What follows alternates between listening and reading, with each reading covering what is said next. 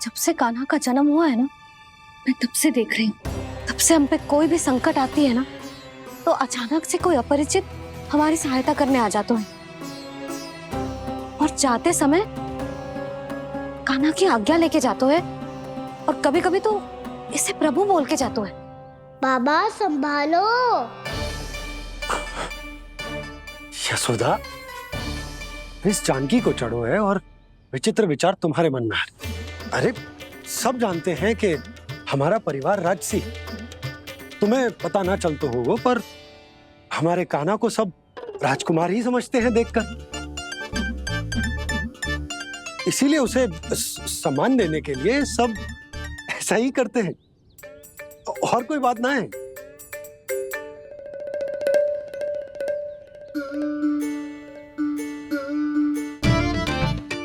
अब जी मेरे लल्ला को ऐसे क्यों घूर रहे हैं? बुरी दृष्टि लगाएंगे क्या? वैद्यराज जी, आपके सहायक तो गए, अब आप यहाँ क्यों? वो क्या है ना, मैं अपने रोगी का निरीक्षण करके पूरी तरह से संतुष्ट होकर ही जाता हूँ।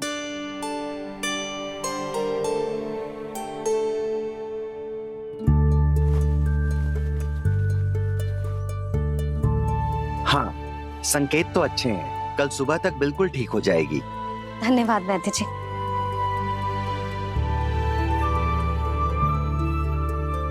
बस तो फिर हम कल पकड़न पकड़ाई खेलेंगे जानकी।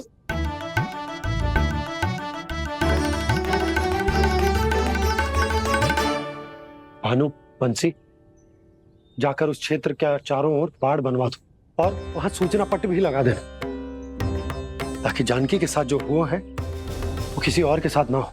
शीघ्र जाओ। जी ठीक है।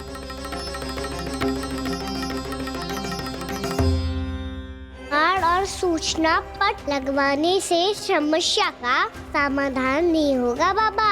निर्दोष पशु सूचना पट देखकर भी कुछ समझ नहीं पाएंगे।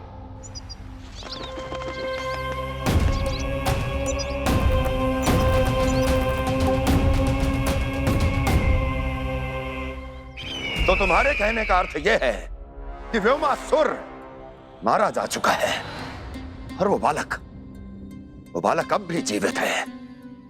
हाँ महाराज, मैंने गोप बालकों को कहते सुना था कि कृष्ण ने छलिया को मोक्ष दे दिया है, पर वृंदावन सुरक्षित नहीं है महाराज। वो एक बहुत बड़ी समस्या से जूझ रहे हैं। कैसी समस्या? गांव के निकट क्षेत्र में किसी विषैले सर्प का निवास है। उसके विष का प्रभाव इतना भयानक है महाराज, जैसे विष ना हो, स्वयं हलाहल हो। मेरी कोई भी औषधि रोगी का उपचार नहीं कर पा रही थी। निकट के क्षेत्र में कहाँ है वो सर्प? गोप मानते हैं कि वो सर्प गांव के निकट यमुना नदी के जल में रहता है। मुझे तो लगता है महाराज, ये कालिया नाग की कथा कोई किंवदंती या लोक श्रुति नहीं, एक सच्चाई है, एक विषैली सच्चाई।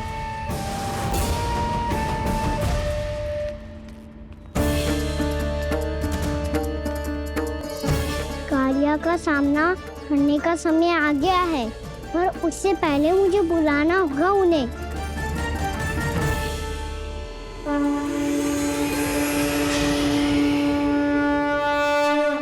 संसार के दारुण भय का नाश करने वाले, सभी कष्टों का हरण करने वाले, विश्व का समस्त ऐश्वर्य प्रदान करने वाले, कमल जैसे लोचन, मुख और चरणों वाले आजानुभुज श्री राम को मैं बार बार नमस्कार करता हूँ। आपदामपहर्तारं दातारं सर्व संपदां लोकाभिरामं श्रीरामं भूयो भूयो नमाम्यहम्। कागभूषोंडी कागभूषोंडी कागभूषोंडी। प्रभु क्षमा करें, मुझे जाना होगा।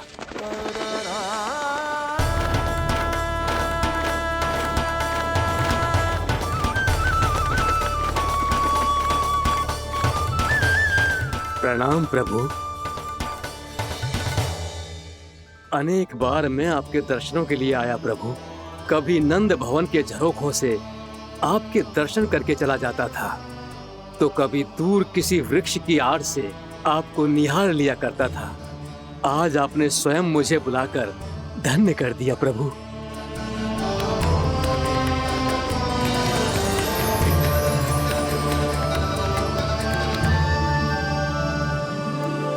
मैंने आपको यहाँ एक विशेष कारण से बुलाया है। आपके श्राप से इस कालिया नाग को मुक्त करने का समय आ गया है। ये तो बहुत ही उत्तम समाचार है प्रभु। इतने वर्ष बीत गए, मुझे आज भी स्मरण है वो दिन जब मैंने उन्हें श्राप दिया था। अपने क्रोध पर नियंत्रण खोकर बहुत बड़ी भूल कर दी थी मैंने प्रभु। बीती हुई घटनाओं पर दुखी होके कोई लाभ नहीं है। हमें भविष्य की ओर देखना होगा।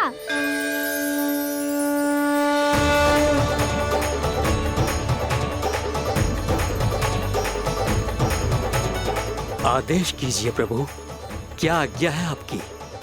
जब मैं कालिया नाग का सामना करने जाऊं, तो आप यही रहेगा। आपको अपने आप पता चल जाएगा कि कब क्या करना है। और हाँ, लौटते जाते समय नारद मुनि से कहिएगा, वो आकर मुझसे भेंट करे। अवश्य प्रभु, प्रणाम।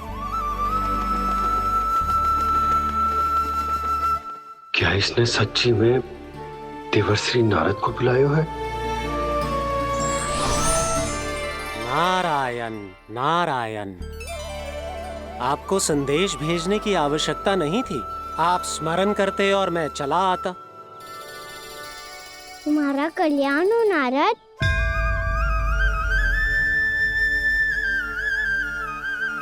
मैंने तुम्हें एक विशेष कार्य के लिए बुलाया है। आज्ञा दीजिए प्रभु। तुम्हें एक बार फिर कंस से भेंट करनी होगी। विचार कीजिए महाराज, क्या आप बिना किसी शंका के कह सकते हैं कि कौन सी पंखुड़ी पहली है और कौन सी 8वीं? उस दुष्ट से भेंट करना स्वयं कीचड़ में उतरने के समान है प्रभु। कमल पुष्प प्राप्त करना हो तो कीचड़ में उतरना पड़ता है नारद। आपका आदेश तो मैं स्वप्न में भी नहीं टाल सकता प्रभु। कंस कालिया नाग के बारे में जान गया है, पर वो उसका सामना करने का साहस नहीं कर पाएगा। मैं आतुर हूँ प्राप्ति, मूर्ख नहीं। मेरी बुद्धि फिर नहीं गई है। मैं स्वयं उस कालिया जैसे महाविषैले सर्प के सामने खड़ा हो जाऊं और अपने ही काल को आमंत्रित कर लूं। तो फिर अपने लाभ के लिए उसका प्रयोग करने का कोई और उपाय सोचिए स्वामी। कुछ ऐसा कीजिए कि यमुना नदी का पूरा जल विषैला हो जाए और वृंदावन वासी उसका उपयोग करे, और आपका काल कहलाने वाला वो बालक स्वयं काल के गाल में चला जाए। उत्तम उत्तम सुझाव है प्राप्ति। अब मुझे उस कालिया तक पहुंचने का मार्ग ढूंढना होगा।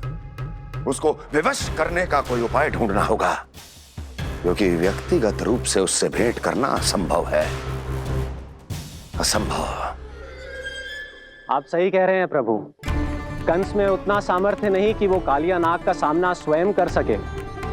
वैसे तो कालिया गरुड़ देव का भी सम्मान नहीं करता, तो फिर वो कंस का सम्मान क्यों करेगा भला? नहीं करेगा, पर कंस तुम्हारा सम्मान अवश्य करेगा नारद। तुम्हारी बातें भी सुनेगा और मानेगा भी।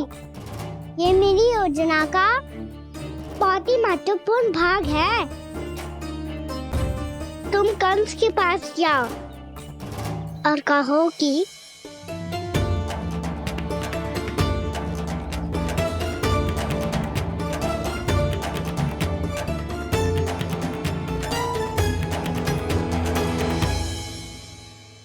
संतान अपने माता पिता को तीर्थ का सौभाग्य दिलाती, और मेरा लल्ला कितना महान कि उसने हमारे घर को ही तीर्थ बना दिया। ऐसा तीर्थ जहां मेरी आंखों के सामने भक्त और भगवान का मिलन हो रहा है।